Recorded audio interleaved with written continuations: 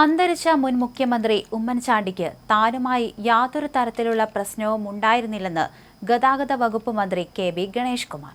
തന്റെ കുടുംബ പ്രശ്നത്തിൽ അദ്ദേഹത്തിന് എരുതിയിൽ എണ്ണ ഒഴിക്കാതിരിക്കാതെ അച്ഛന്റെ സ്ഥാനത്ത് നിന്ന് ഉപദേശിക്കാമായിരുന്നുവെന്ന് ഗണേഷ് കുമാർ വ്യക്തമാക്കി.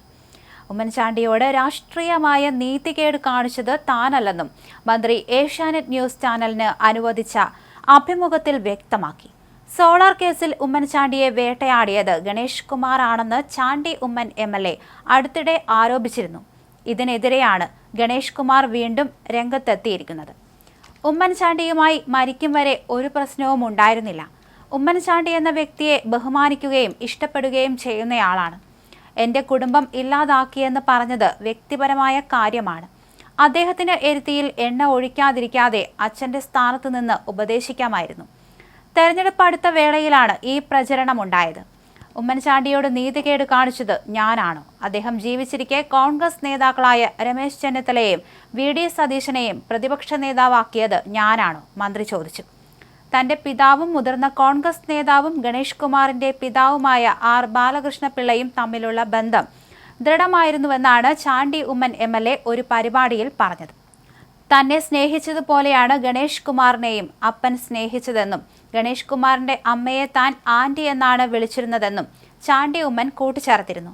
സോളാർ കേസിൽ വിവാദമായ 18 പേജുള്ള കത്ത് എങ്ങനെ 24 പേജായെന്നും അത് കോടതിയുടെ പരിഗണനയിലാണെന്നാണ് മനസ്സിലാക്കുന്നതെന്നും ചാണ്ടി ഉമ്മൻ പറഞ്ഞു.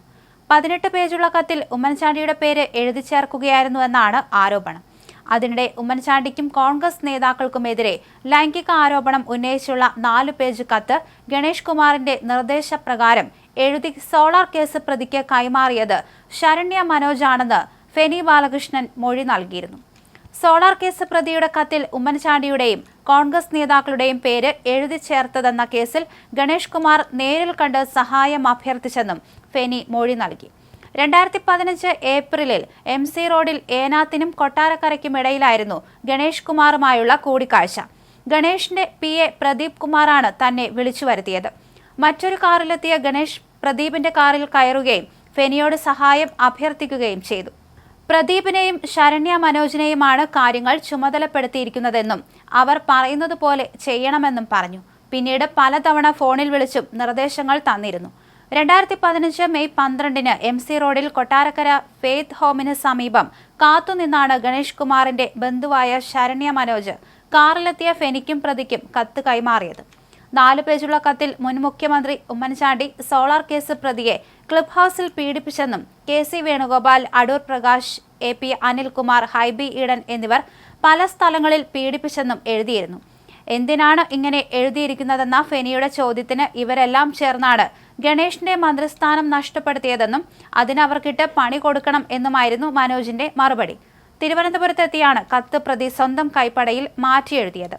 2013 ജൂലൈ 19-ന് തയ്യാറാക്കി ജൂലൈ 27-ന് പത്തനംതിട്ട ജയിലിൽ ഫെനിക്ക് പ്രതി കൈമാറിയ കത്തിന് 21 പേജാണ് ഉണ്ടായിരുന്നതെന്നും എന്നാൽ സോളാർ കമ്മീഷനിൽ നൽകിയത് 25 പേജുള്ള വ്യാജ കത്താണെന്നും ഫെനി ബാലകൃഷ്ണൻ മൊഴി നൽകി. സോളാർ പ്രതി ജയിലിൽ നിന്ന് എഴുതിയ കത്തിൽ ഉമ്മൻചാണ്ടിയെ അപകീർത്തിപ്പെടുത്താൻ ഗൂഢാലോചന നടത്തി 4 പേജ് അധികമായി എഴുതി ചേർത്തെന്നാരോപിച്ച് അഭിഭാഷകൻ സുധീർ ജേക്കബ് നൽകിയ കേസിലാണ് വിചാരണ നടക്കുന്നത്. സോളാർ പ്രതിയും കെ.ബി. ഗണേഷ് കുമാറും 1ഉം 2ഉം പ്രതികളാണ്. കേസിൽ വിചാരണ തെരഞ്ഞെടുപ്പ് കഴിയും വരെ മാറ്റിവെക്കണമെന്ന ഗണേഷ് കുമാറിന്റെ ഹർജി മാർച്ച് 11-ലേക്ക് മാറ്റി.